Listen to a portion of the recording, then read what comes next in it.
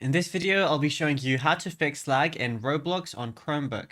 It's a very simple method, so if you find this video helpful, be sure to drop a like and subscribe. But anyways, getting into it, it's very simple to go ahead and do this. So what you want to do firstly is enable hyper-threading. It's actually a secret boost, and Chrome OS often disables certain CPU optimizations for security, and turning them on can significantly improve game speed. So what you want to do is open up your Chrome browser like I am on right now, then go to your address bar and then type in the following. So you can just pause it and, write this down and everything, and then go ahead and press enter. It's going to look like this. You're going to see experiments now. So once you're here, you want to scroll through and find some different settings. So you're going to see hardware accelerated video decode.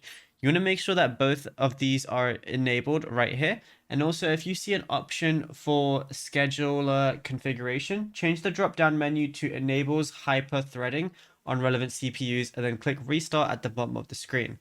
Now, what you also want to go ahead and do is go to the three little dots right here, then go over to settings, then go over to system, and you're going to see use graphics acceleration when available. Now, I personally don't have this on because when I'm gaming on something from like Steam or the Epic Games launcher, using graphic acceleration will use a lot more RAM and CPU. But if you're playing on your browser, using graphic acceleration when available is definitely super important. So I'd recommend turning this on so that Roblox is a lot less laggy for you. And yeah, it's as simple as that. Now, if you found this video helpful, be sure to drop a like and subscribe. And also be sure to check out all the other tutorials that we've been posting on the channel as well, because there is a lot to go through and you might find something you don't know about yet.